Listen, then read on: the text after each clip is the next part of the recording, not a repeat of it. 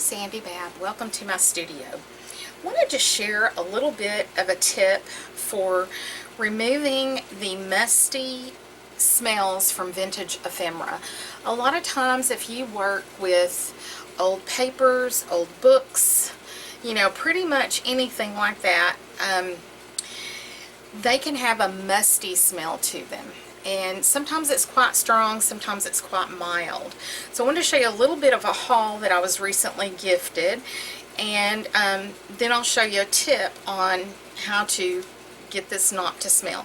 This is really not that bad.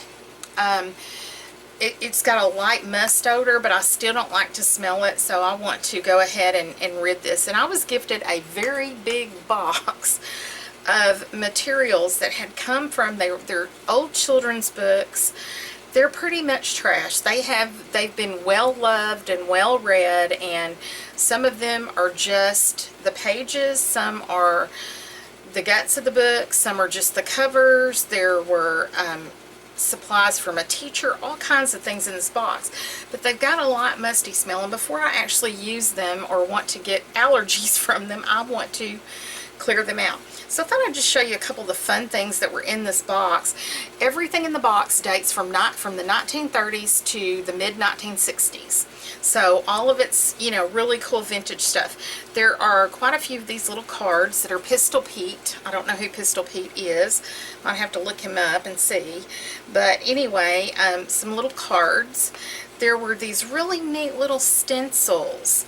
A robin and a girl, and a pansy, and a cow, and a house. And I guess you just put your pencil through there and kind of traced these, but I thought these were really, I love the colors of them, the soft colors of them. There were all these little coloring things that are from the 1950s. They say 1957 on them. And they're kind of waxy, so it appears like maybe you could color on them and wipe them off. There's a whole set of Popeye. There's a whole set of Little Red Riding Hood. There's some fairy tale ones like this. And like I said, those date from 1957. There were just some dust jackets in there. Clarabelle's Love Story. These are just, you know, a portion of a dust jacket. Well, I guess in the first page. This, I thought the graphics on it were great. Pit Pat the Tabby Cat did everything upside down. But I thought the graphics were really great in that piece. I actually have this book from when I was a child. I think this was one of the Elf books, or a Whitman book. I'm not sure if it was an Elf or a Whitman. But it's just little nursery rhymes, and I actually own that book. Here's another one.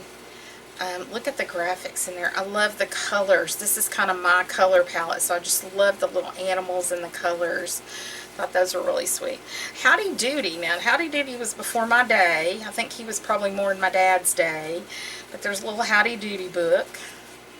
And look at that darling rabbit. I think this is a page from an old Peter Rabbit book. Here is from, I don't know where this one's from. Made in the USA.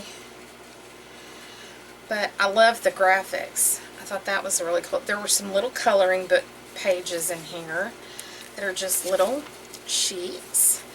A little song sheet. Where oh where has my little dog gone? I've been working on the railroad. My old Kentucky home. I thought that was cool. Little book with dollies. There's lots of little storybooks like this that are just, they either only have part of them, or, you know, something's wrong with them. There were several of these books, little green book, little red book, little blue book, and they appear to be readers. Tom said stop, flip, stop, flip, stop. That was the kind of reader I think I had when I was little, but I don't remember our characters. We had Spot. I know that we had Spot. This is from Ohio. This is from a school in Ohio, and I was looking to see if I saw actually a date.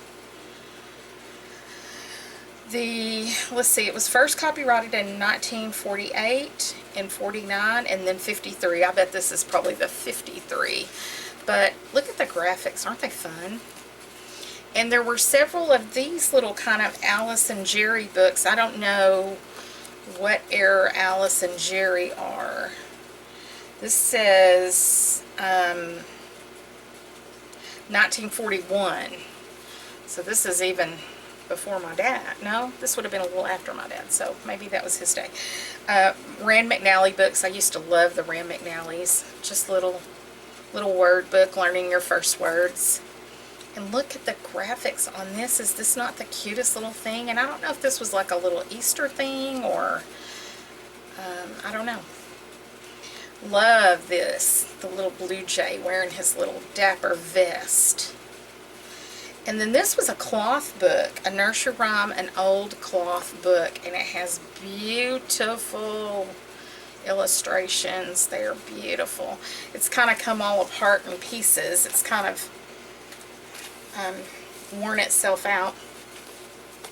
There were several thick old bedtime books, story books, fairy tale books, things like that. This was one of the ones. I loved this cover, but the book itself is pretty much, it's all apart, and it's been colored in a lot. But I do love, I mean, look at those little graphics. That almost looks like a oh, what is her name? It just escaped me. The name that's coming to my mind is Eloise Wilkin, and that is not her art. I can't think of her name. I'll think of it in a minute. This I thought was a great find. It's a Whitman. This is one of the fabric books, and I had some of these when I was a child, and my children still played with them. You used to could just throw them in the washing machine and wash them, but it's a fabric book. I don't think they make these kind anymore. I think they make the little plastic ones, and they crackle and squeak and do all kinds of things like that. There were some darling little just covers. You know, there were no books in here, just covers. Here's one of the more, this is only half the book. I guess the book fell apart, but this is one of the bedtime tales. And look at the illustrations in here. Look at the colors. Don't you love that? Oh, love it. Then there was a whole thing of mimeograph things. That's how teachers used to make copies when I was a kid. There was this little machine, and you rolled it around, and it inked and spit out the little copies. And so I thought these two were quite interesting. Creative expression and suggestions for helping children be creative. And then the art can be an adventure if we let children use their imaginations. I thought those were really fun. But there is like a whole stack of mimeograph materials. And I'm thinking that this part belonged to a teacher, because every month of the year there is a packet like this that has a paper clip with a card, and it's labeled for the month. And then there are all these little things that relate to almost like a unit study for that month. And there were cute things in this one. I thought this one, heads and tails. You match the head to the tail, you know, little matching game, learning about animals, little bats. And you know, this must have been a unit, you know, and part of it's a Christmas unit, because I know there is some things in here on Christmas, but there's one of these unit things for every month of the year, and I thought those were kind of interesting. There's some children's artwork in there. This was made by Robertson, and I don't know who Robertson is. I wish I did, because I'd love to give her family back her artwork. But there's the sun, and there's a cat, and there's a house in the sun. And then here's a little dog chewing gum and blowing bubbles, and I thought that was cute. Then there was this also thing, and I'm thinking maybe this all came from the same place. Maybe it came from Ohio. I don't know, because this is from Cleveland, Ohio, I guess. Well, maybe. No, Huron, Ohio. I don't know if it's Cleveland, Huron. But anyway, these papers are from 1966, and they look like an insert that maybe would have been in the Sunday paper, because they all are in Sunday, you know, on Sundays. And all of them do say 1966. And there's just little, you know, things stuck in here. There's some fashion. I remember my mom looking like that with the little bouffant hair. But anyway, this was just kind of a sampling of what was in there. But they are musty, and I would like to have these not smell. So there's a couple ways that you can take care of that. So you're going to need a tub, like a plastic tub, some plastic wrap, some baking soda, some cat litter, and you can even use your home freezer where you make your ice cubes. So the first thing you're going to do is take your tub and put some cat litter in it. You want some absorbent clay cat litter. It can have all the smelly stuff in it if you want to. And you can also, one of the things I didn't pull out, but I can grab one, let me grab a couple, is fabric softener sheets. Let's see if I can get a hold of some very quickly. Let's see. You can also do fabric softener sheets. Let me grab a few of those too to show you what you can do with those. Okay, fabric softener sheets. Now these can even be used because they still have scent in them, and so we want to put some cat litter in there. You're going to put a little bit of baking soda in with the cat litter. Even though it's absorbent, we want to make sure that this is good and absorbent. And you can pour however much you want. You could do several containers like this. If you're doing something small, you can do this in a Ziploc bag. And I'm going to kind of just get something and stir some of that baking soda down in there to help with absorption of the odors.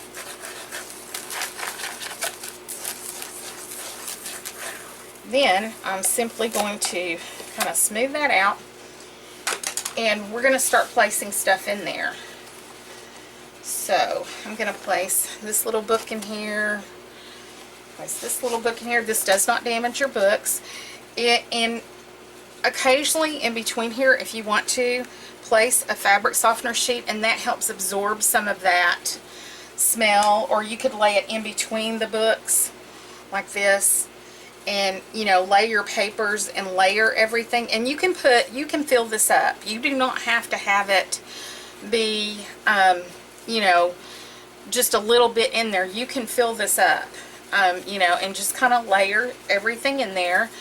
Some of the books you might just, and you could put several of these in there or just a few.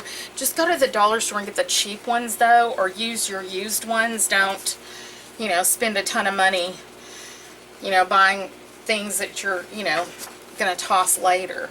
But you could just, like I said, just every once in a while layer in there your fabric softener sheets if you want a little smell, you know, better smell, I guess I could say.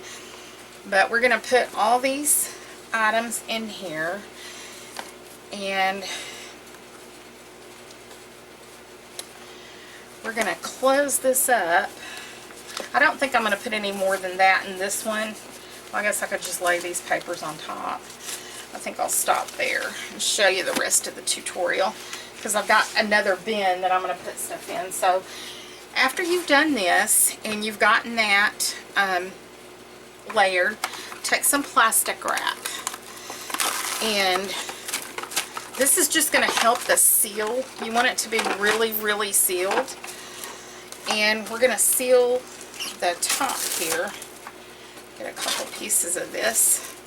I want to put this underneath where I'm putting my lid. This stuff doesn't even want to stick. I may have to get some tape. Watch, it'll stick to each other, but not to the container that I want it to. But you can always use a little bit of tape and tape it down. And we will get that sealed up. I think I'll grab some masking tape and just... Well, I said I'd grab some masking tape. I moved it on myself. There it is.